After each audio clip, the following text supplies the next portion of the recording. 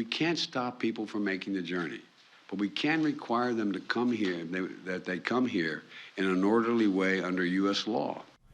That's President Biden talking about the major changes he recently announced to stop the record surge of migrants crossing into the country illegally. David Bier is the Associate Director of Immigration Studies at the Cato Institute. David, welcome to the program. Thanks for having me. So one of the changes that the president announced is allowing humanitarian exceptions to Title 42. And that does not require a nonprofit to be involved. Title 42 is a public health law. Remind us first how that works at the border. Right, so in March of 2020, the Centers for Disease Control promulgated an order that stated that the Department of Homeland Security could expel people who cross the border into the United States legally or illegally.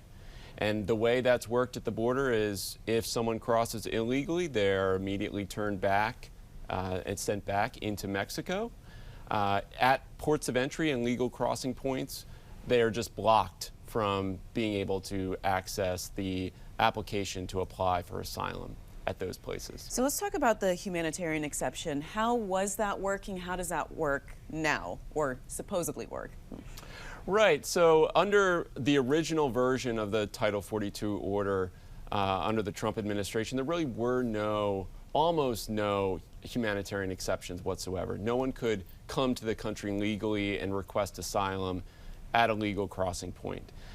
Over the summer, the Biden administration used its authority in the order from the Centers for Disease Control to create humanitarian exceptions, and that process worked through nonprofit organizations at the border. They would refer an individual to be able to cross legally and schedule an appointment to apply for an exception to Title 42 and ultimately apply for asylum in the United States. That slowly ramped up, and now this new order from the president is to allow anyone who's in Mexico who's coming to the U.S. border to schedule an appointment through a phone app, CBP One, which is the name of the phone app, and you'd be able to schedule an appointment to request asylum legally at a port of entry along the U.S.-Mexico border.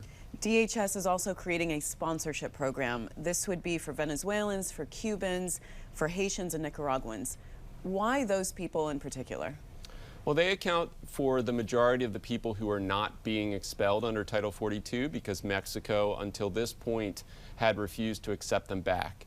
As part of the deal with Mexico to accept those nationalities back as people being expelled at the border, they have agreed to take in legally $30,000 a month from those countries. And so they would be able to apply.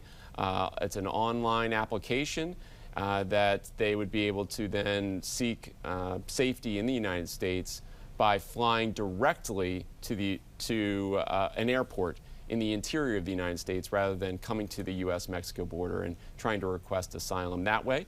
Of course, they would also need a sponsor in the United States who has legal status in this country, who could have the financial wherewithal to support them during their stay. Of course, they also receive a work permit as part of the deal, so hopefully they would also then become self-sufficient over the course of time. So David, do you think these changes are really going to make a positive impact on the number of people crossing illegally at the southern border? Oh, it's going to make a huge difference. And we already know this. We've had multiple sort of test runs with these types of programs. The administration has sort of piloted them on a smaller basis over the course of the last year. Starting with Ukrainians who were coming to the border after the Russian invasion. We had tens of thousands showing up in the spring at the U.S.-Mexico border.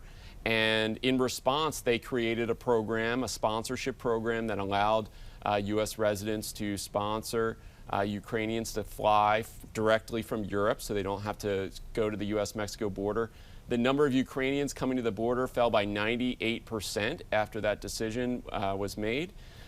We've had a similar experiment in October with Venezuelans. They created a sponsorship program for them in October, and combined it with the enforcement of Title 42 against Venezuelans, sending them back to Mexico.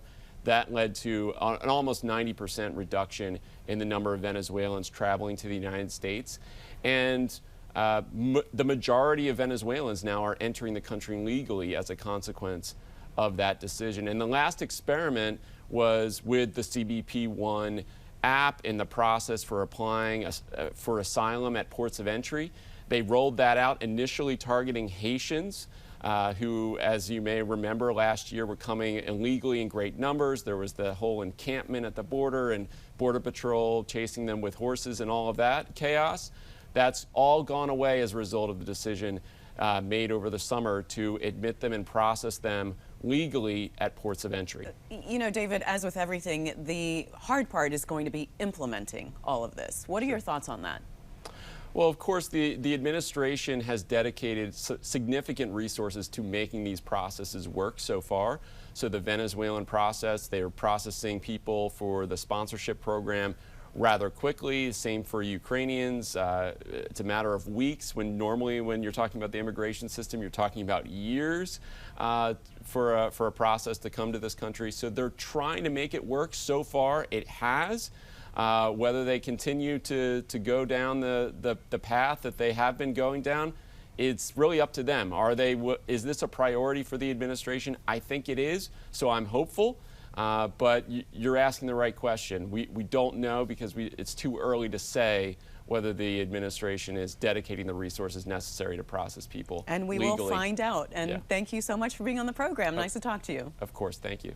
Thanks for watching. If you enjoyed the video, give it a thumbs up and subscribe to our channel so you don't miss out on any future Government Matters interviews.